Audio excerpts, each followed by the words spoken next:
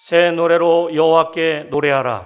온 땅이여 여호와께 노래할지어다. 아멘.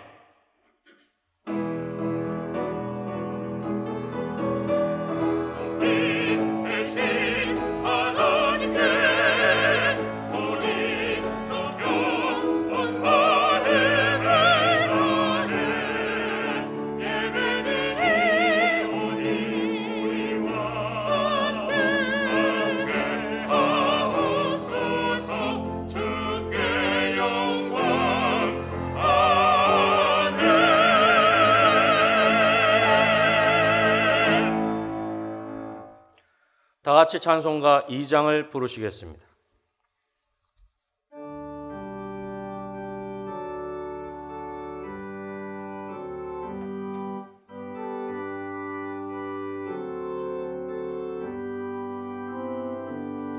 찬양 성부 성자 성령 성삼위일체께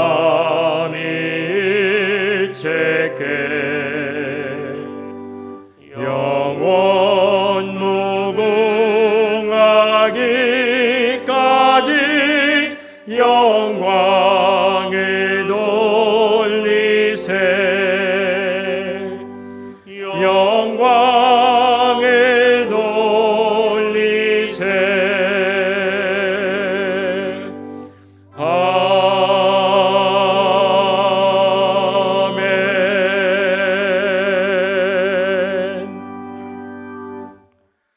지난 한 주간을 돌이켜보며 간절한 마음으로 참회 기도를 다 함께 드리겠습니다.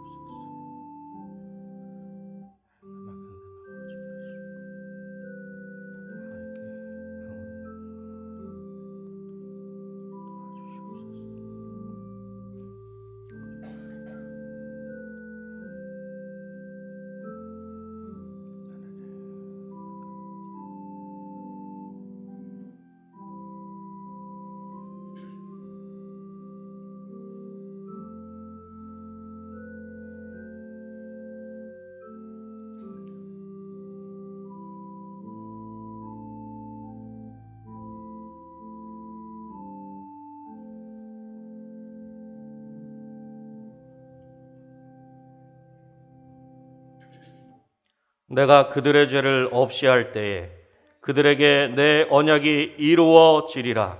아멘. 성시교독은 교독문 56번 시편 128편입니다. 성시교독은 교독문 56번 시편 128편입니다. 여호와를 경외하며 그의 길을 걷는 자마다 복이 있도다.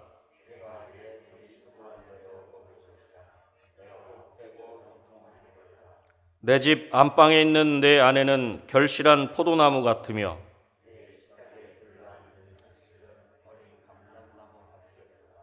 여호와를 경외하는 자는 이같이 복을 얻으리로다. 너는 평생에 예루살렘의 번영을 보며 내 자식의 자식을 볼지어다. 아멘. 다 같이 찬송가 254장을 부르시겠습니다.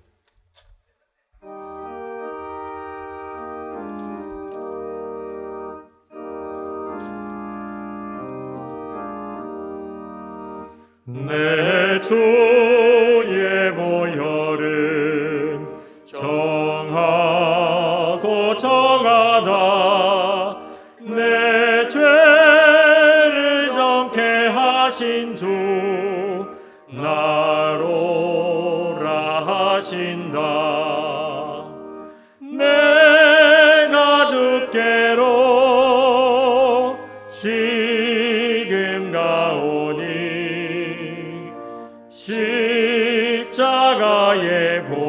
보혈로 날 씻어 주소서.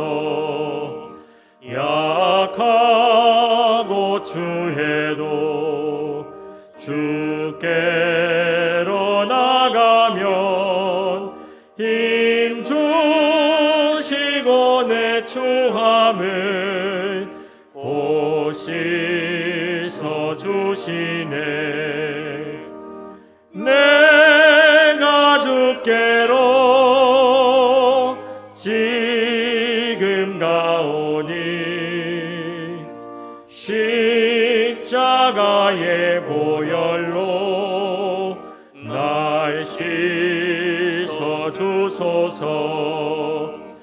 나로라 하심은 온전한 믿음과 또 사랑함과 평안함 다 주려 함이라.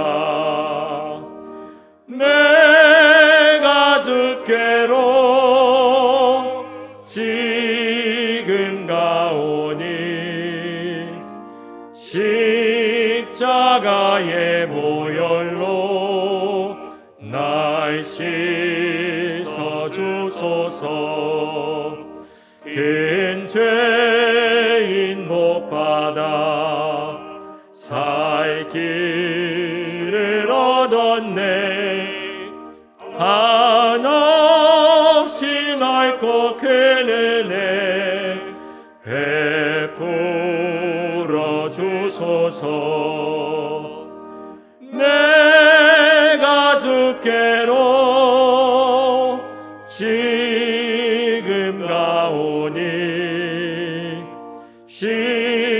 십자가의 보혈로 날 씻어 주소서.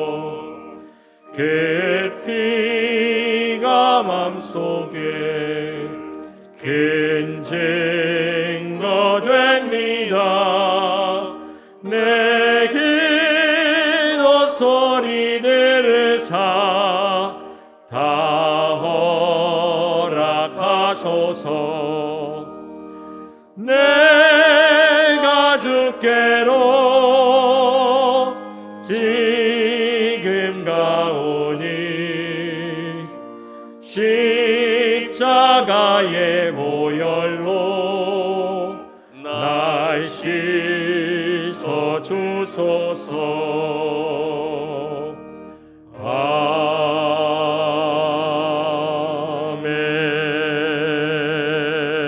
아멘. 이경열 장로님께서 기도하시겠습니다.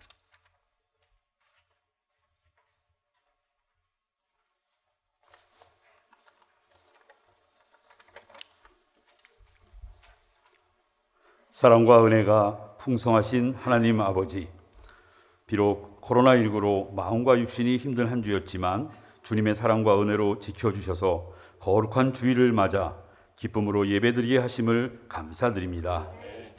사순절을 보내며 좁은 길을 외면하고 우리의 육신의 안위와 안목의 정욕을 위해 넓은 길로만 가려 하지는 않았는지 회개하오니 용서하여 주옵소서. 향유 옥합을 깨뜨려 십자가의 길을 앞에 둔 예수님의 발을 씻기신 마리아의 순수한 마음이 바로 우리의 마음이 되게 하옵소서. 대한민국을 사랑하시는 하나님, 코로나19 바이러스로부터 이 나라를 지켜주옵소서.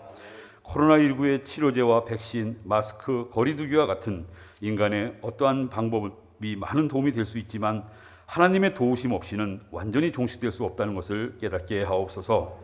하나님만이 코로나19로부터 대한민국을 지켜주실 줄 믿습니다. 코로나19로 많은 교회와 그리스도인들이 힘든 시기를 보내고 있지만 이럴수록 우리의 믿음이 더욱 강하고 담대하여 하나님께 더 가까이 가는 기회가 되게 하옵소서. 은혜광성교회를 사랑하시는 하나님, 코로나19로 힘든 상황에서도 저희 교회 믿음의 성도들 흔들리지 않고 주님만 바라보며 전진하게 하시니 감사합니다. 2021년에는 주님께서 우리 교회를 통해 계획하신 놀라운 비전과 소명을 기쁘고 희망차게 이루어 나가게 하실 줄 믿습니다. 이를 통해 교회의 기도 제목인 강림하는 교회 함께하는 교회, 씻음받는 교회로서 새 예루살렘 같은 교회가 되게 해주실 줄 믿습니다. 어려운 여건 속에서도 새 성전 건축이 주님의 시간표대로 잘 진행되어 이제 입당할 수 있는 감격의 시간이 얼마 안 남게 하심을 감사드립니다. 이 모든 것이 주님의 은혜입니다. 공사에 남은 기간도 주님 보호하여 주셔서 건축위원회와 공사에 참여하는 모든 종사자들에게 지혜와 능력을 더하여 주옵소서. 건축 재정의 문제, 민원 및 안전사고의 모든 문제로부터 지켜주실 줄 믿습니다. 앞장서서 인도하시는 박재신 다임 목사님 건강시켜 주시고 살아있는 말씀으로 성령 충만한 열정의 에너지가 항상 넘쳐나게 하옵소서. 교구를 돌보시며 여러 사역들을 감당하시는 7분의 부목사님들 함께 하셔서 영육간에 강건하게 지켜주옵소서. 교회의 미래인 교회학교를 인도하시는 강도사님과 전도사님들 및 교사들과 섬기는 모든 이들과 함께 하셔서 어린 영혼들을 이끌어가는 데 부족함 없게 성령 충만함으로 지켜주옵소서. 아울러 4월 29일까지 진행되는 교사대학을 통해 더욱 풍성한 주님의 지혜를 깨닫게 하옵소서. 우리 교회가 땅끝까지 내 증인이 되라고 하신 주님의 지상명령을 따라 선교의 사명을 잘 감당하게 하시니 감사합니다. 지금 코로나19로 갈 수는 없으나 인도와 캄보디아 및 조도 땅을 위해 항상 기도하게 하옵시고 그 땅도 보호하시고 축복해 주실 줄 믿습니다. 사랑의 하나님, 많은 청년들이 교회를 떠나는 이때에 은혜광성교회 청년들을 사랑하시고 붙들어 주시니 감사합니다. 세상적인 많은 유흥과 재미보다는 말씀과 기도를 좋아하고 찬양을 사랑하는 멋진 우리 교회 청년들로 인도해 주실 줄 믿습니다. 어떤 고난에도 흔들리지 않는 이 세상의 빛과 소금의 역할을 잘 감당하는 우리 교회의 든든한 기둥으로 성장하게 하실 줄 믿습니다. 사랑의 하나님, 코로나19로 믿음이 약해진 성도들, 육체적으로 병든 지체들, 경제적으로 힘든 가정이 있으면 새 힘 주시고 위로하여 주셔서 다시 일어서는 회복의 역사가 있게 하옵소서. 예배를 위해 애쓰시는 많은 섬김의 손길들 기억하셔서 축복하여 주옵소서. 기도로 정성껏 준비한 나사렛 찬양대의 찬양을 하나님께 드리오니 홀로 영광 받으시옵소서. 목사님께서 닭이 울기 전이라는 제목으로 말씀 선포하실 때 모든 성도들이 은혜 넘치는 시간 되게 성령님께서 인도하옵소서. 항상 우리와 함께 하시는 예수 그리스도의 이름으로 기도드립니다. 아멘.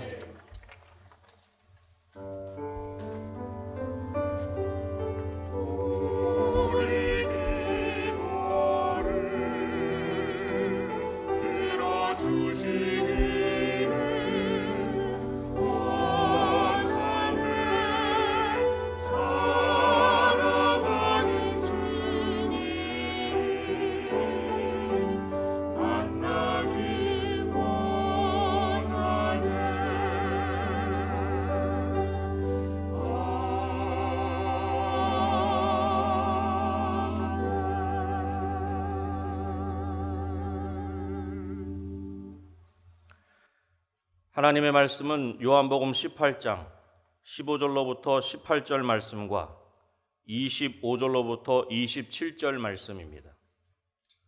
신약성경 179쪽입니다. 하나님의 말씀은 요한복음 18장 15절로부터 18절 말씀과 25절로부터 27절 말씀입니다. 신약성경 179쪽입니다. 먼저 15절로부터 18절 말씀입니다. 시몬 베드로와 또 다른 제자 한 사람이 예수를 따르니 이 제자는 대제사장과 아는 사람이라. 예수와 함께 대제사장의 집들에 들어가고 베드로는 문 밖에 서 있는지라. 대제사장을 아는 그 다른 제자가 나가서 문지키는 여자에게 말하여 베드로를 데리고 들어오니 문지키는 여종이 베드로에게 말하되 너도 이 사람의 제자 중 하나가 아니냐 하니 그가 말하되 나는 아니라 하고 그때가 추운 고로 종과 아랫사람들이 불을 피우고 서서 쬐니 베드로도 함께 서서 쬐더라. 다음은 25절로부터 27절 말씀입니다. 시몬 베드로가 서서 불을 쬐더니 사람들이 묻되 너도 그 제자 중 하나가 아니냐? 베드로가 부인하여 이르되 나는 아니라 하니 대제사장의 종 하나는 베드로에게 귀를 잘린 사람의 친척이라. 이르되 내가 그 사람과 함께 동산에 있는 것을 내가 보지 아니하였느냐. 이에 베드로가 또 부인하니 곧 닭이 울더라. 아멘.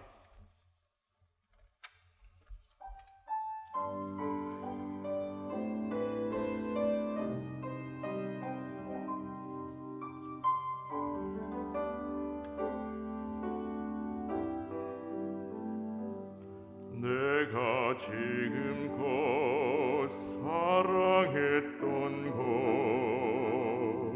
사랑이 아니었네. 내가 지금껏 알았던 모든 것 아는 것 아니었네. 내가 사마리아 연인처럼 헛되이 찾았던 것 주여 주님의 발 앞에 다 내려놓습니다.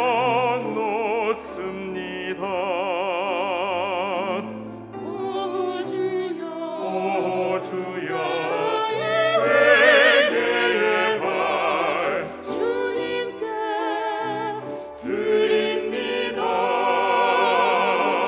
오 주여 나의 눈물의 명 주님께 드립니다.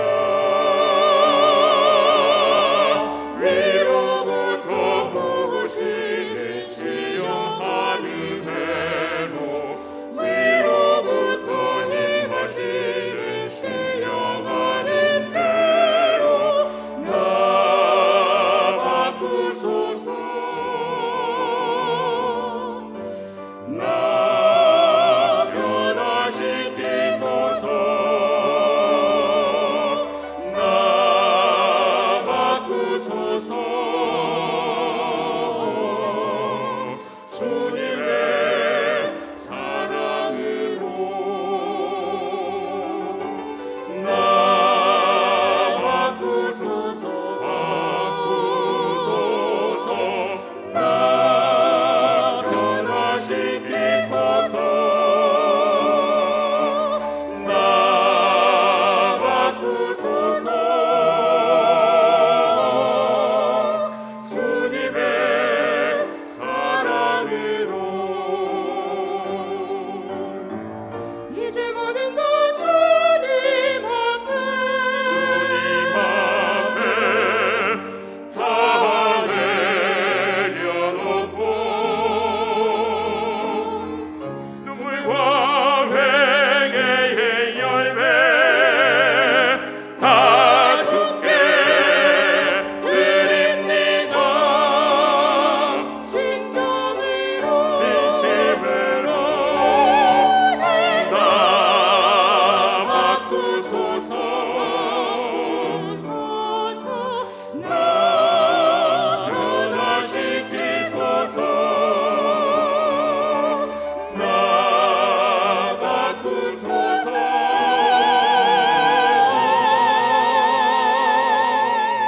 주님의 사랑으로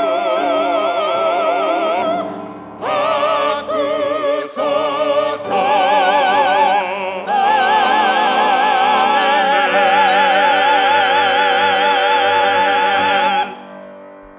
아멘.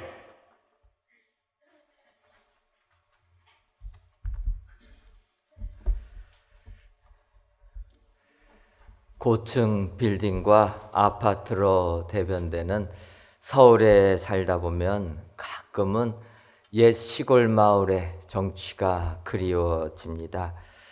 모든 것이 문명화된 도심과 달리 옛 시골 마을은 시간이 멈춘 것 같은 한편의 화보처럼 보여지게 됩니다.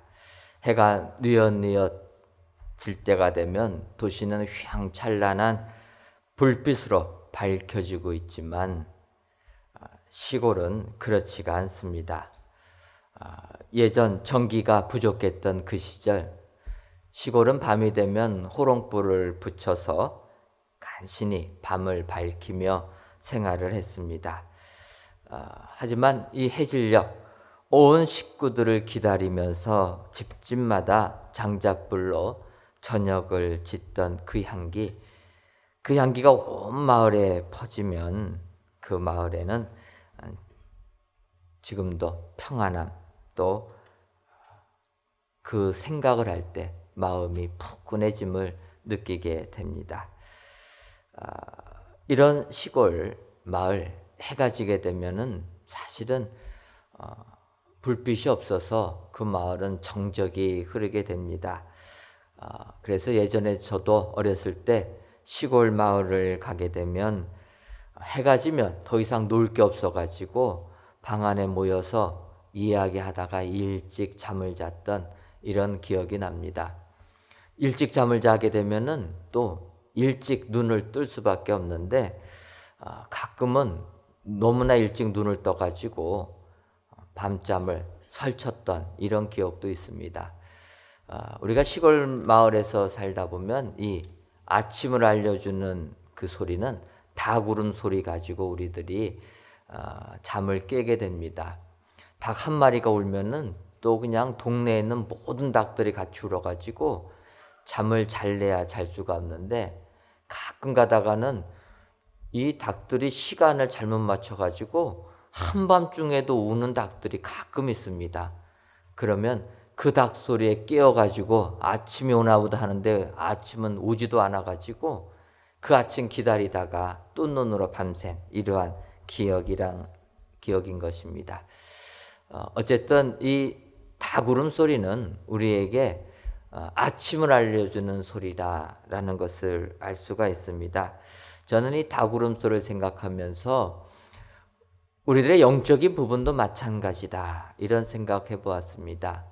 세상의 깊은 잠에 잠들어 있을 때 닭 울음소리를 깨어서 우리가 일어나는 것처럼 영적인 긴 잠에서도 깨어나야 될 줄 믿습니다. 오늘 보면 요한복음 18장 27절을 보게 되면 이에 베드로가 또 부인하니 곧 닭이 울더라. 우리가 잘 아는 대로 베드로가 우리 예수님을 3번씩이나 부인한 그 사건입니다. 베드로가 3번째 부인할 때 곧 닭이 울더라. 영적인 깊은 잠에서 잠자고 있는 베드로 닭 울음소리를 들고 회개하였다라는 것입니다. 오늘 요한복음에는 나오지 않지만 다른 복음서에서는 이렇게 닭이 울게 되니까 베드로, 예수님께서 너가 닭이 울기 전에 3번 나를 부인하리라 라는 예수님의 그 경고의 말씀이 기억이 나서, 생각이 나서 밖에 나가 심히 통곡했다 이렇게 이야기하고 있습니다. 어찌 보면 베드로에게 있어서 닭 울음소리는 세상에 굴복하여서 영적인 깊은 잠에 빠졌던 베드로가 다시금 영적으로 깨어나는 은혜의 소리가 된 줄 믿습니다. 오늘 이 시간 사복음서에도 다 베드로가 예수님 부인하는 장면은 있지만 특별히 오늘은 요한복음에 있는 모습 가지고 베드로 영적인 긴 잠에 빠져 있을 때는 어떠한 잘못을 하는가 이 시간 살펴보시고, 비록 닭이 울기 전이라도 영적으로 깨어나셔서 우리 주님만을 온전히 섬기시는 축복의 성도님들이 되시기를 주님의 이름으로 축원합니다. 그렇다면 닭이 울기 전 예수님을 부인했던 베드로의 모습은 어땠습니까? 첫째로 닭이 울기 전 베드로는 세상 권세에 굴복당했던 사람이 되었습니다.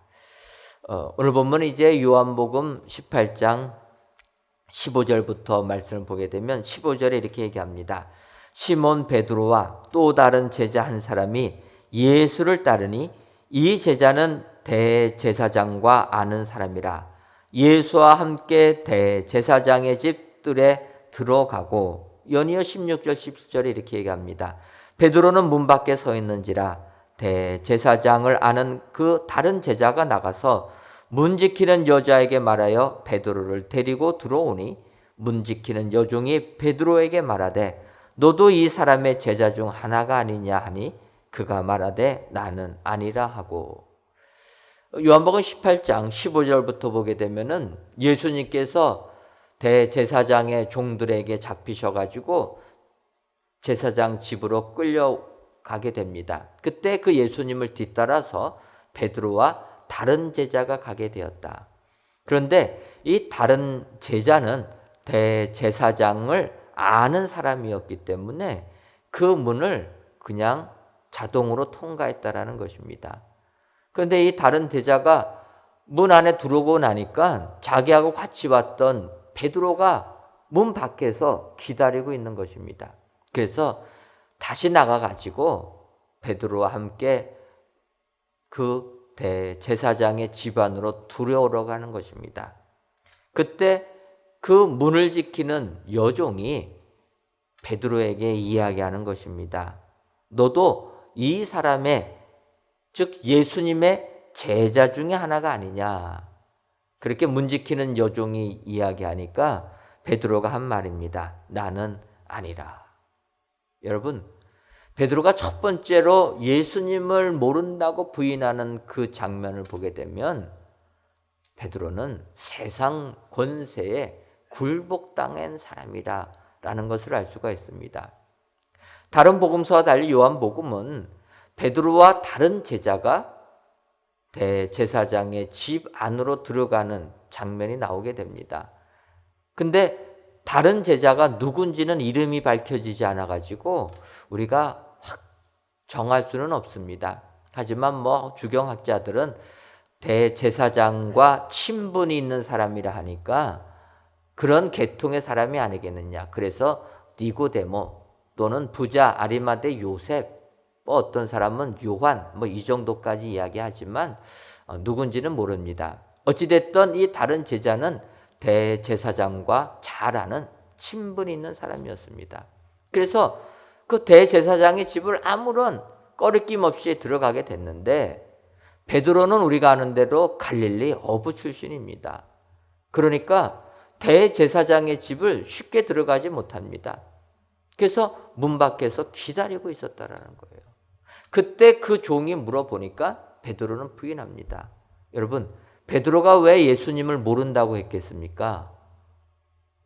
내가 예수님을 따르는 사람이라고 하면은 아마 그 문을 통과하지 못할 것 같아서 이렇게 부인했겠다 생각도 들지만 그 이면에는 대제사장이라는 권세에 벌써 눌렸기 때문인 것을 알 수가 있습니다. 그 대제사장의 권세가 어떠합니까? 이스라엘 나라에서는 가장 센, 신앙적으로 가장 으뜸되는 사람이 아니겠습니까? 그리고 거기에는 많은 하인들도 있었다. 사람을 많이 다루는 사람이었다. 그렇다면 대제사장의 집은 얼마나 크겠습니까? 그러니까 그 집 안에 들어가지 못하고 그 문 밖에서 기다리던 베드로는 벌써부터 그 위용에 눌려버렸다는 거예요. 세상 권세의 힘에 눌리게 되니까 예수님을 모른다. 이렇게 부인하고 말았다라는 것입니다. 여러분, 이것은 우리들이 사는 이 세상도 마찬가지입니다. 세상 권세에 눌리게 되면 예수님 부인하게 된다는 거예요. 예수님을 고백해야 되는데 세상임에 굴복할 때 예수님을 부인하는 사람이 될 수밖에 없다. 여러분, 예전에 저희 교회가 중국 사천성에서 또 이족들이 사는 지방, 소수민족이 사는 곳까지 가서 복음을 전하려고 선교했던 그때가 있었습니다. 그 당시는 이 사천성까지 직항 노선이 없어가지고 북경을 거쳐서 이렇게 저희가 사천성 성도까지 가게 되었는데 이제 일을 마치고 귀국하는 과정 속에서 북경을 거치다 보니까 이왕 북경에 왔는데 북경에 자금성을 한번 보고 가자 해가지고 저희가 경유하는 그 시간 몇 시간 짬을 내서 자금성을 방문한 적이 있었습니다. 그냥 우리나라 작은 이런 남대문 동대문 보는 건 줄 알고 자금성을 딱 갔는데 자금성의 그 위용이 얼마나 대단한지 보는 순간 그냥 기가 확 죽었습니다. 남대문 보다가 자금성의 그 성벽, 높은 성벽, 큰 문을 보게 되니까 야, 대단하구나. 그러면서 그때 같이 갔던 분들하고 그런 얘기 했습니다. 예전에 주변 나라에서 사신들을 보내가지고 중국하고 교류하자 이렇게 얘기했을 때 아마 자금성 문 앞에 딱 도착하게 되면은 기가 다 눌렸을 것이다.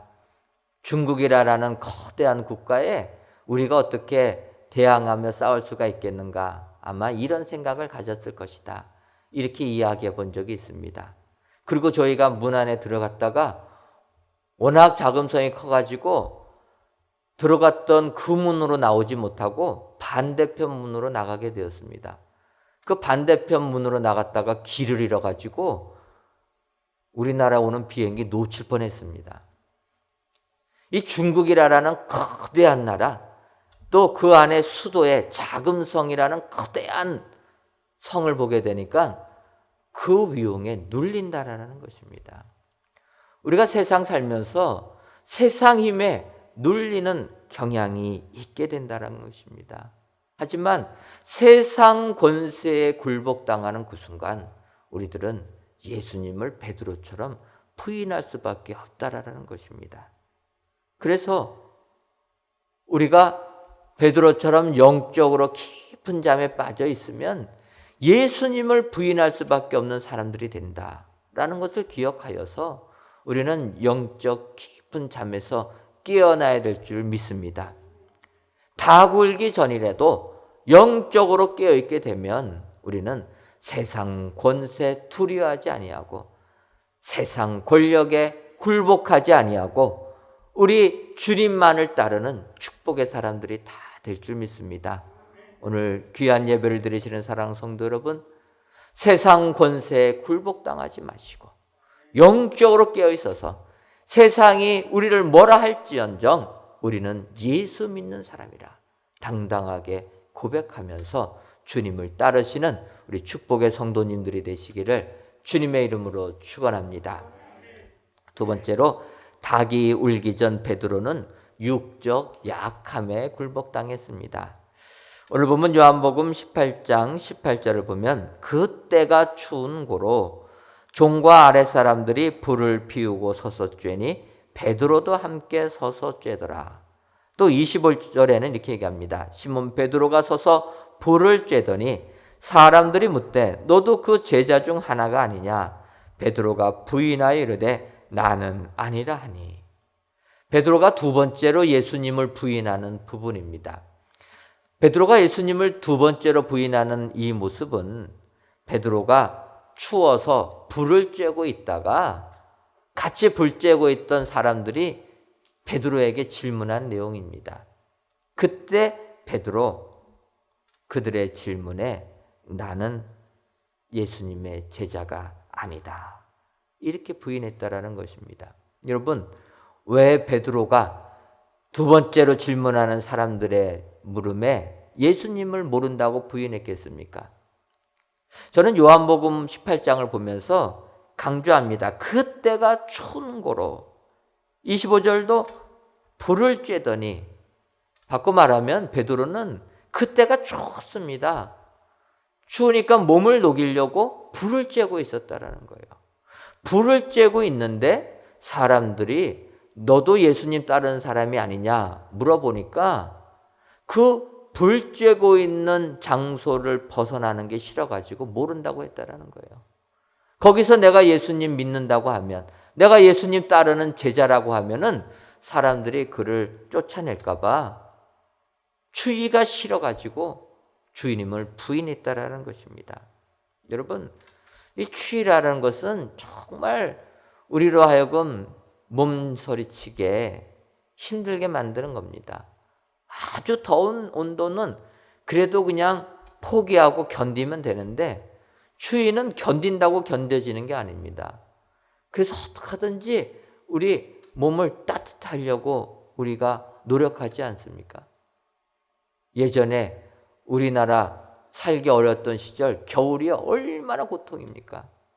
여러분, 못 사는 사람들은 여름이 차라리 낫습니다.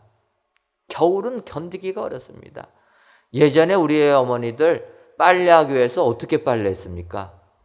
꽁꽁 얼은 냇물 빨래터 가가지고 얼음 깨가지고 여러분 빨래하지 않았습니까?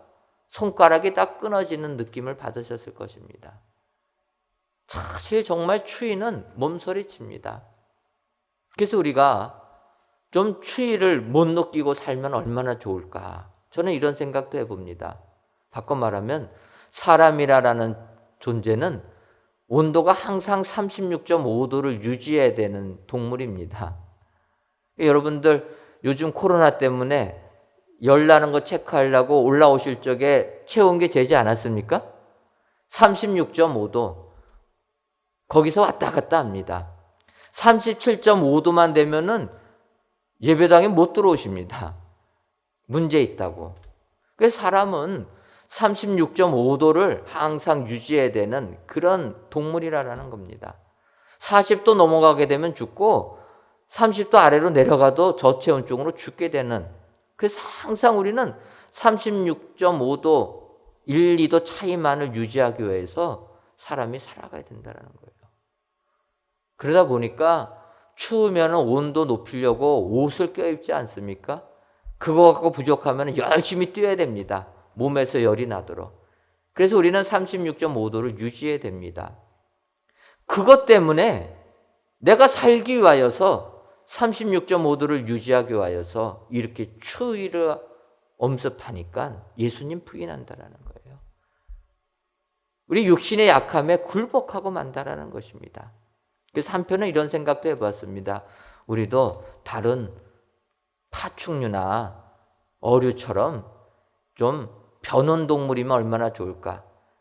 이 파충류나 어류 같은 경우는 온도가 낮아도 살고 높아도 산다라는 거예요.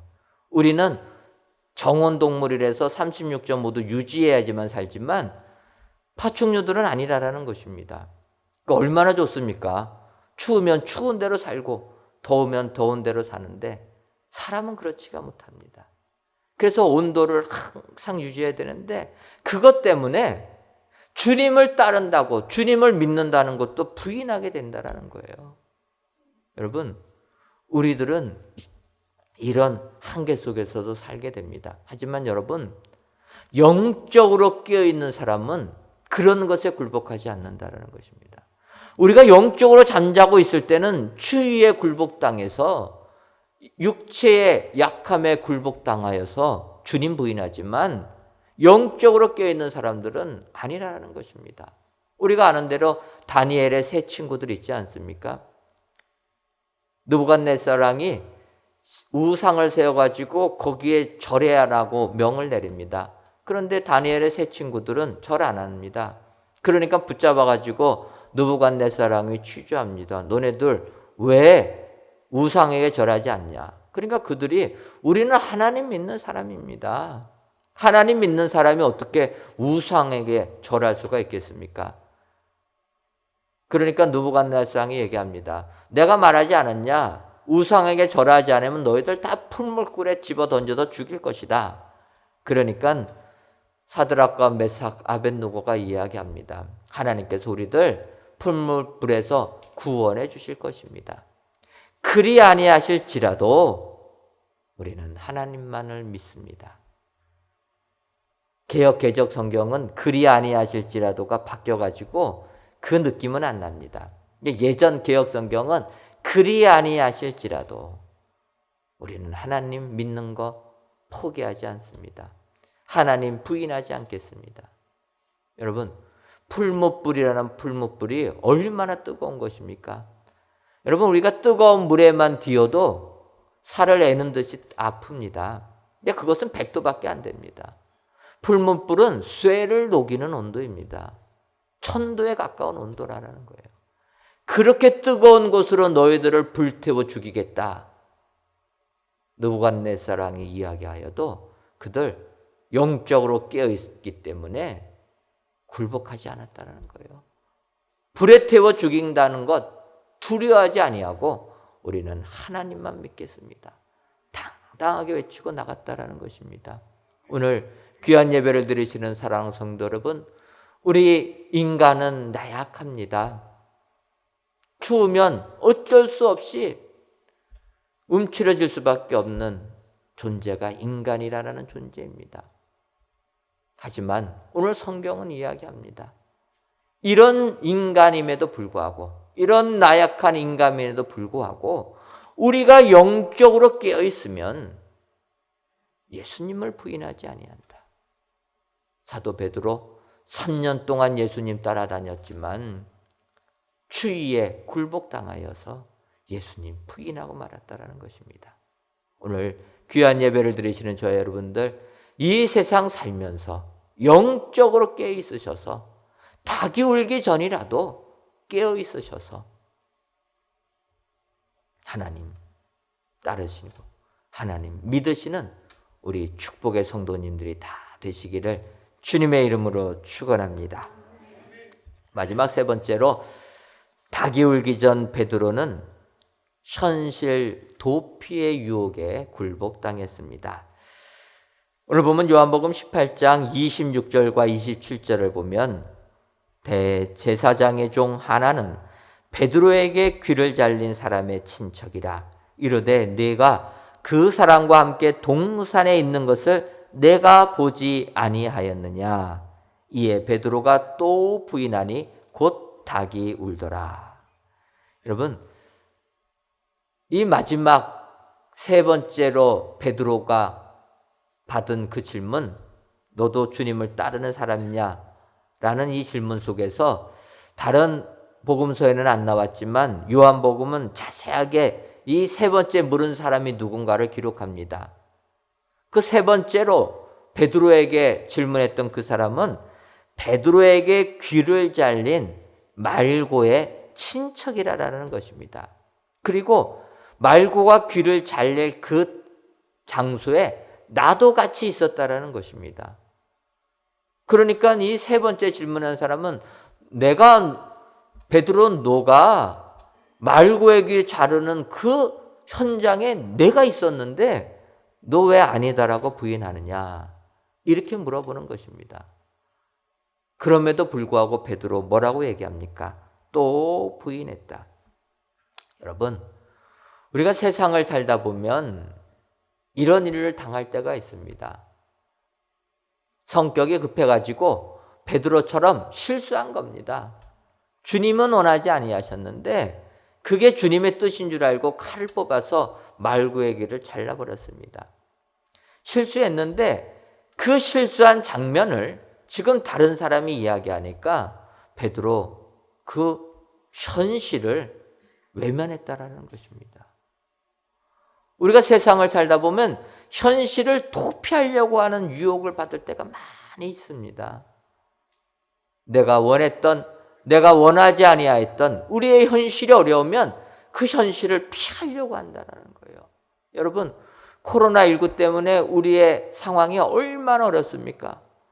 정말 우리 목사님들, 교구 목사님들께서 각 가정 신방하시면서, 지금은 신방도 못하니까 전화 통화하시면서 교구들 사정들 들으면요, 1년이 넘다 보니까 가게들이 다 문 닫습니다. 더 이상은 견딜 수가 없다라는 거예요. 코로나19 때문에 건강도 나빠집니다. 사업체도 다 문 닫고 이런 상황. 내 잘못도 아닌데 상황이 이렇게 벌어질 때 우리는 현실을 도피하려고 한다는 거예요. 더군다나 내가 무엇을 잘못해서 문제가 생기게 되면 우리는 그 현실을 외면한다는 것입니다. 근데 그 유혹을 받은 베드로는 현실을 외면하여서 주님을 부인하게 된다는 것입니다. 하지만 여러분, 우리가 아는 대로 다윗 왕 있지 않습니까? 그가 정욕에 사로잡혀서 우리아의 아내 밧세바를 취하게 됩니다. 교묘하게 좀 하려고 했는데 뜻대로 안 되니까 결국은 우리아 장군 적진 깊숙이 보내가지고 죽여버립니다. 다윗이 이렇게 엄청난 범죄를 저지르는데도 사람들은 모른 척 한다라는 거예요. 밧세바가 자기 남편 우리아가 죽임당하니까 소리내어 울었다라고 이야기하는데 그 소리내어 우는 밧세바의 그 슬픔에 동조하는 사람이 없다라는 거예요. 왜 그렇습니까? 다윗 왕의 권세가 워낙 크니까 그 권세 앞에서 맞서는 사람이 없다라는 것입니다. 그럴 때 하나님께서 나단 선지자를 보냅니다. 솔직히 나단 선지자 입장에서 보게 되면 다윗에게 가가지고 그의 잘못을 지적한다라는 건 얼마나 두렵겠습니까? 예전의 다윗 왕 같으면 하나님의 말씀에 순종할 텐데 지금은 눈이 뒤집힌 사람 아닙니까? 충신 우리아까지 죽여가지고 여자를 빼앗는 사람이 지금 현재의 다윗 왕이라는 것입니다. 그런데 나단 선지자 하나님께서 말씀하시니까 찾아갑니다. 그리고 그는 지혜롭게 이야기합니다. 직접적으로 다윗 왕의 잘못을 지적하는 게 아니라 비유를 통해서 이야기하는 겁니다. 한 마을에 부자가 있었고 가난한 사람 한 명이 있었다. 부자는 소와 양 많이 가지고 있었지만 가난한 사람은 어린 양 새끼 한 마리밖에 없었다. 그런데 부잣집에 친구가 찾아오게 되니까 이 부자가 그 친구를 대접하겠다고 자기 양을 많이 있는 양 중에서 자기 양 한 마리 잡아서 대접한 게 아니라 그것이 아까워서 가난한 사람이 가지고 있는 유일한 새끼 양 하나 뺏어가지고 그것 잡아가지고 부자를 대접했다. 이럴 때 어떻게 해야 되겠습니까? 다윗이 뭐라고 합니까? 이런 자는 바로 죽여버려야 된다. 그때 나단이 얘기합니다. 바로 당신이 그 사람입니다. 여러분, 이 이야기를 들은 다윗은 얼마나 창피했겠습니까? 부끄러웠겠습니까? 그 현실, 쥐구멍이라도 있으면 도망가고 싶지 않았겠습니까? 그 현실 도피하고 싶지 않았겠습니까? 근데 성경을 보니까 다윗은 나단이 이렇게 지적하니까 그 자리에서 바로 회개했다라는 거예요.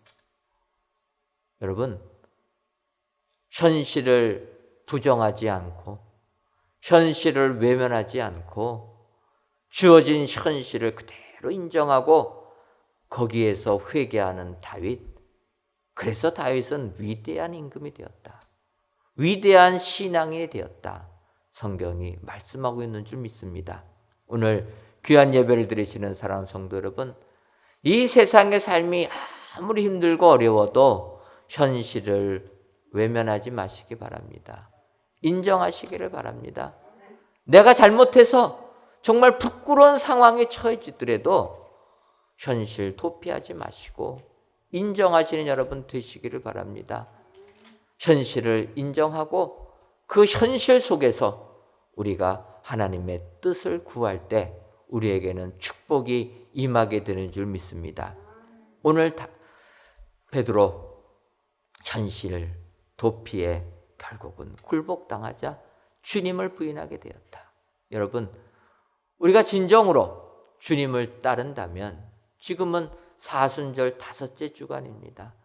우리 예수님께서 우리들을 구원하기 위해 십자가를 지신 그 고난 우리가 묵상하면서 나에게 닥친 현실이 아무리 힘들고 어려워도 믿음으로 이기시는 여러분 되시기를 바랍니다.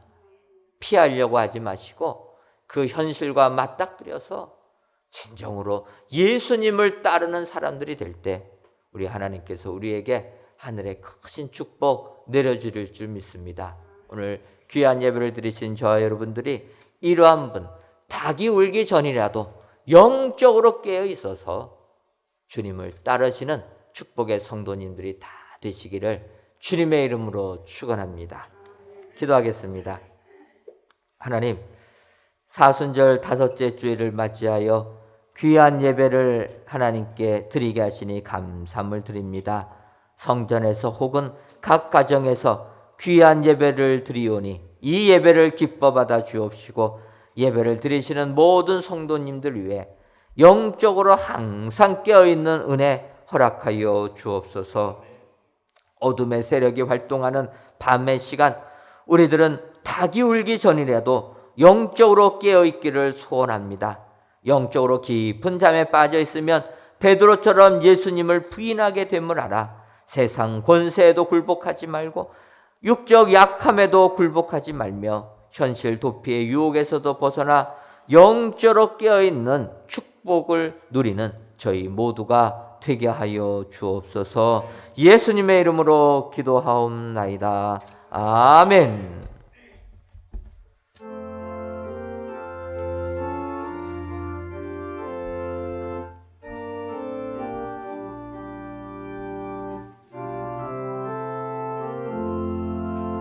구주와 함께 나 죽었으니 구주와 함께 나 살았도다. 영광의 그날에 이르도록 언제나 주만 바라봅니다. 언제나 주는 날 사랑하사 언제나 새 생명 주시나니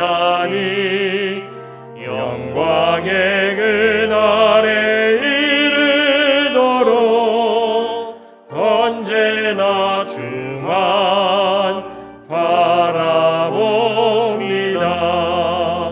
마음속에 시험을 받을 때와 무거운 근심이 있을 때에 주께서 그때도 같이 가사 언제나 나를 도와주시네. 언제나 주는 날 사랑하사 언제나 새 생명 주시나니 영광의 그날에 이르도록 언제나 주만 바라봅니다. 뼈 아픈 눈물을 흘릴 때와 쓰라린 마음으로 탄식할 때 주께서 그때도 같이 하사 언제나 나를 생각하시네.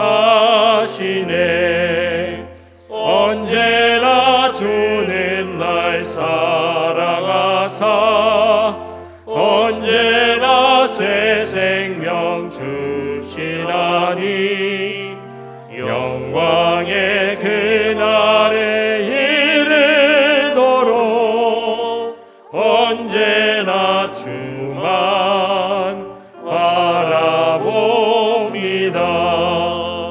내 몸의 약함을 아시는 주 못 고칠 질병이 아주 없네. 괴로운 날이나 기쁜 때나 언제나 나와 함께 계시네. 언제나 주는 날 사랑하사 언제나 새 생명 주시나니 영광의 그날에 이르도록 언제나 주만 바라봅니다.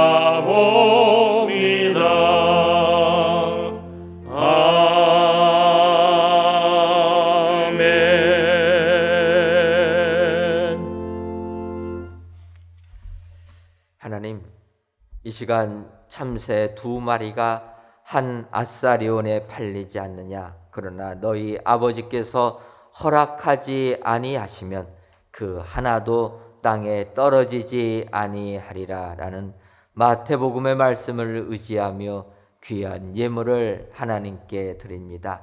11조 예물과 감사의 예물 일천번째 예물과 전도의 예물, 건축 헌금과 주정헌금, 성미를 연락하여 주옵시고 드리는 손길 위에 하찮은 참새도 주관하시는 하나님께서 예수님의 부활의 공로로 구원함을 얻은 우리들의 삶에 직접 개입하셔 하나님께서 베풀어 주시는 풍성함의 은혜가 우리 모든 성도님들에게 임하게 하여 주옵소서.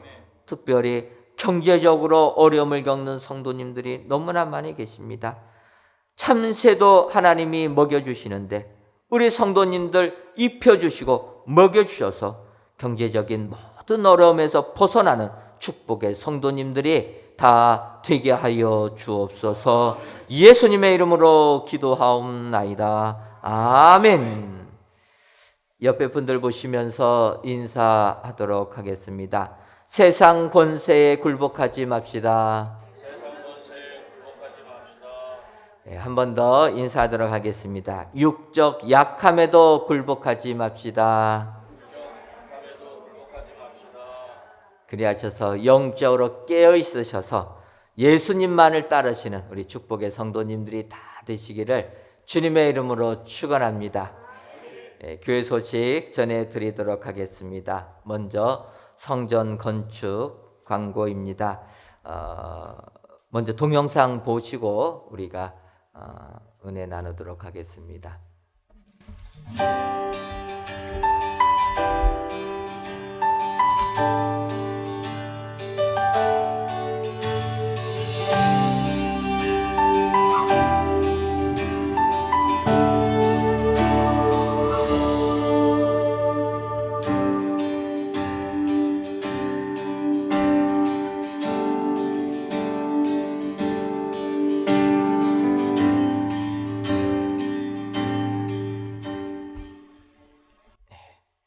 짧게 봤지만 이렇게 귀한 성전을 건축시켜 주신 우리 하나님께 영광의 박수 돌려드리도록 하겠습니다.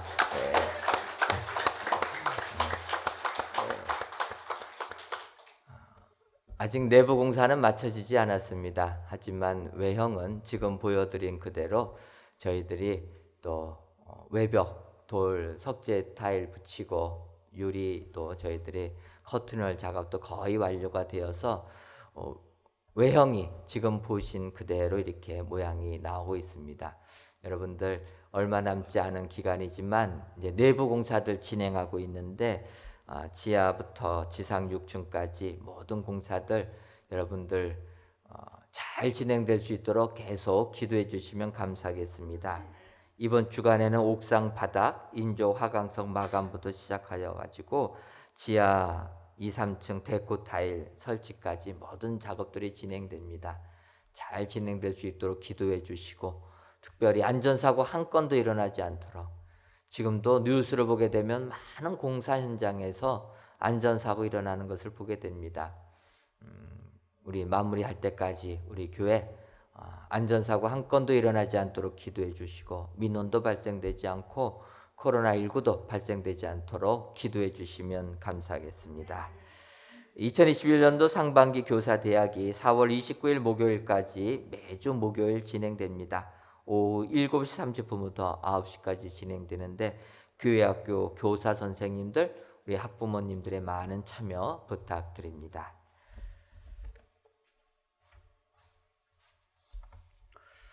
다 같이 찬송가 236장 4절을 부르시겠습니다.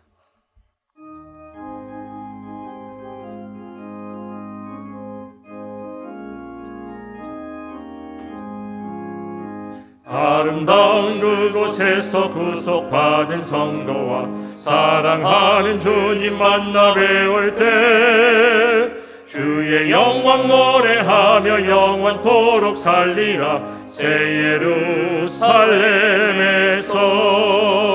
성도들이 함께 올 때 기뻐 노래하리라. 새 예루살렘 새 예루살렘 호산나를 높이 불러 왕의 왕을 맞으리. 새 예루살렘에서